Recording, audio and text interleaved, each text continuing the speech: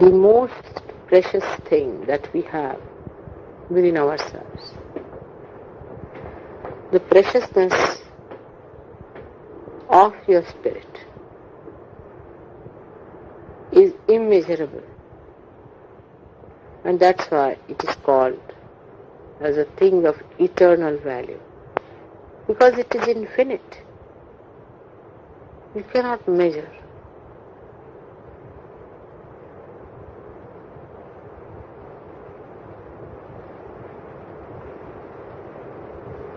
Now, God,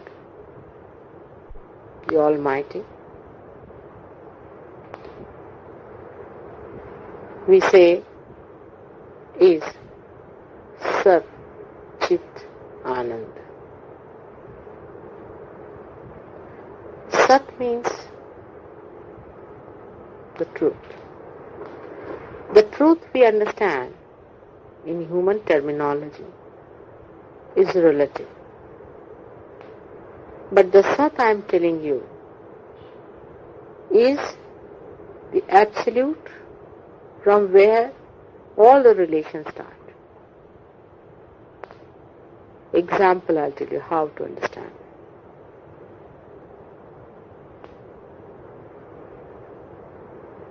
This earth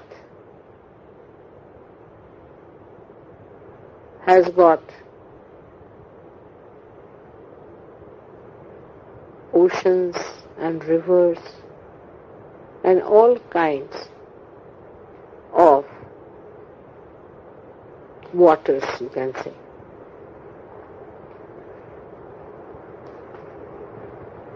But earth is enveloping all of them.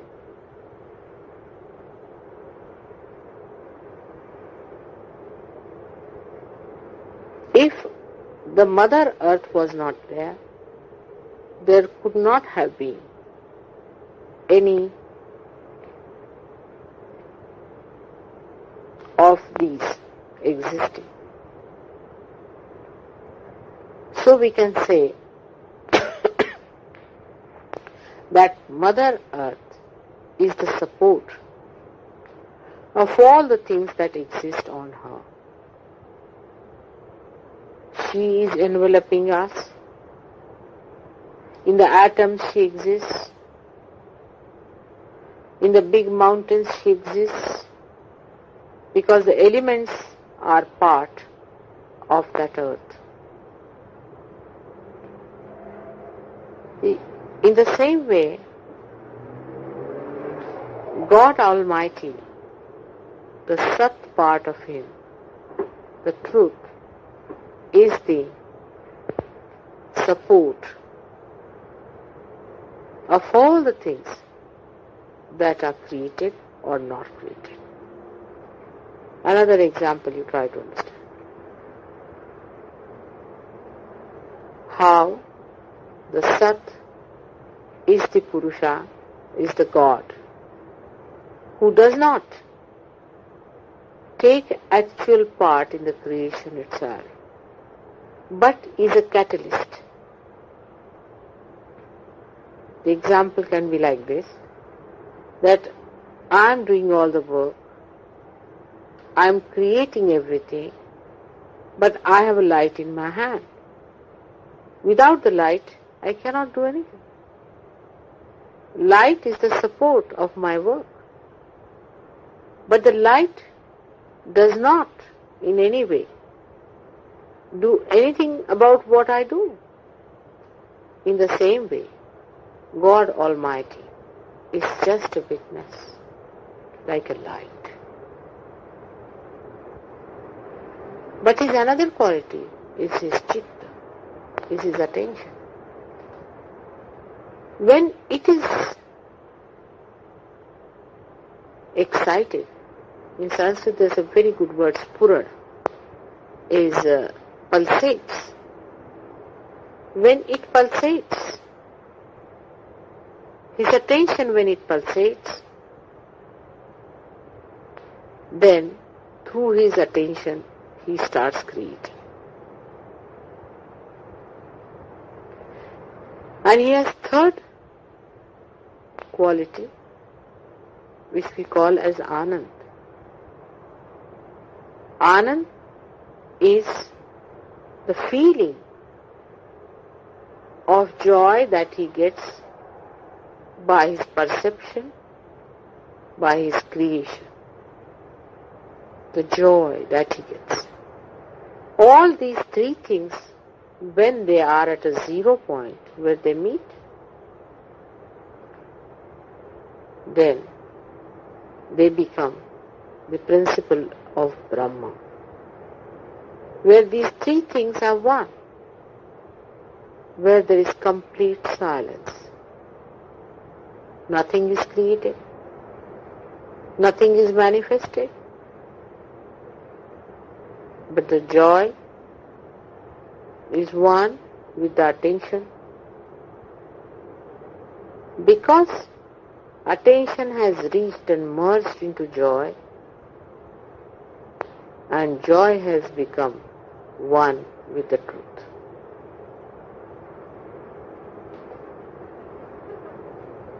This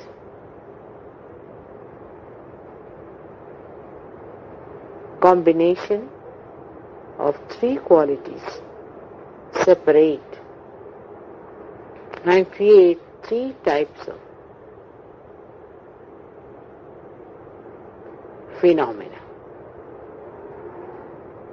The Anand, the joy,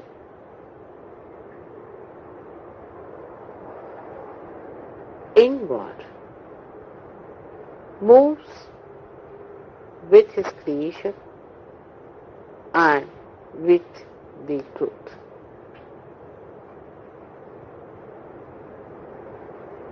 When the joy starts moving with the creation starts moving down from first the truth stage to asat, from sat to untruth, to maya, to illusion.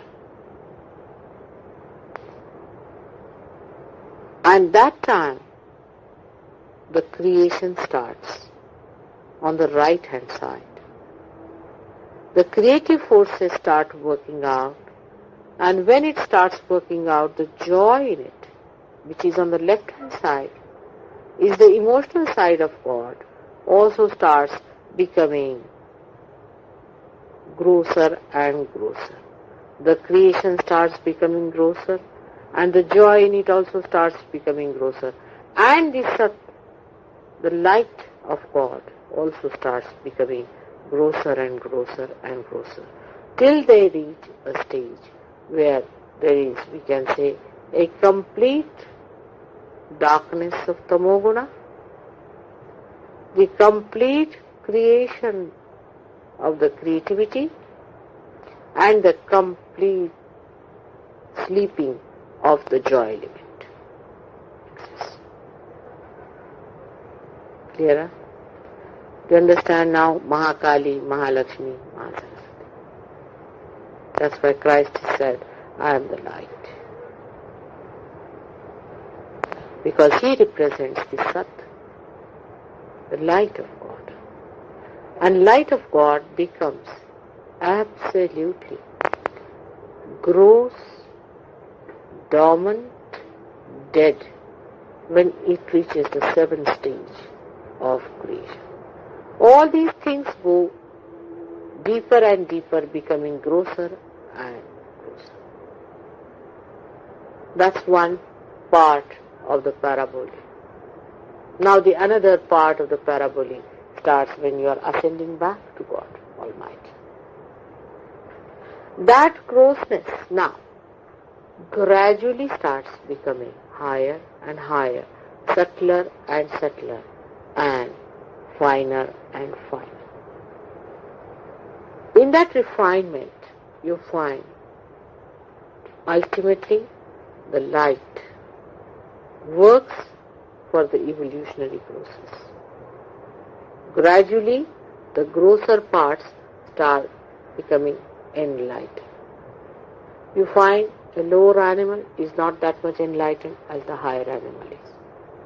gradually even the joy starts becoming subtler, and we can call it beautiful.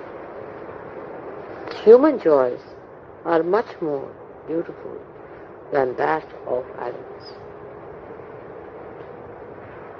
So the joys also start changing their manifestation, in the sense you start seeing more and wider range of joy comes into your hand. For example, to a dog, beauty has no meaning. Decency has no meaning. So at a stage when you are a human being, to that extent you develop your sat, which is awareness.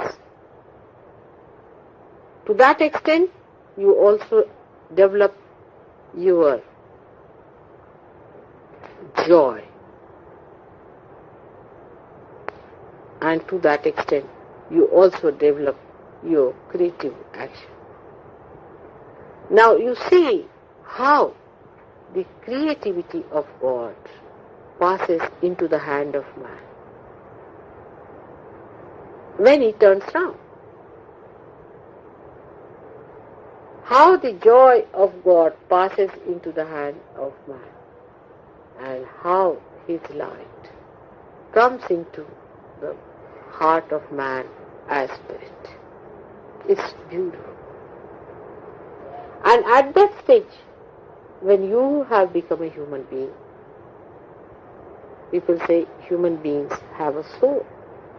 Not that others do not have, but the light starts burning in a human being only.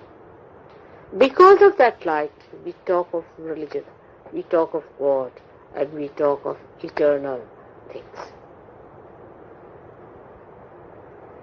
But it's a very precarious stage, that is to be human beings. Because at this stage, you have to jump only a little bit that side, while you start jumping this side and that side. Because this jumping is not possible unless and until the awareness reaches that stage where you become independent, and in that independence you find your own glory. This is the position. Because your glory cannot be yours unless and until you are independent. As long as you are slaves or under bondage of something that is gross, how can you enjoy that eternal joy that is within you? So it is for you to expose yourself more to that joy by opening out yourself more and more, getting subtler and cleaner, so that you feel that joy.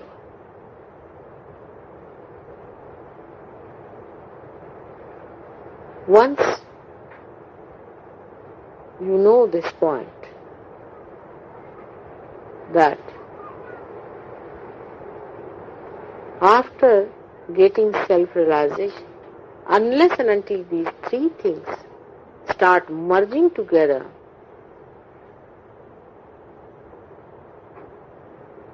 you cannot feel that you have established yourself.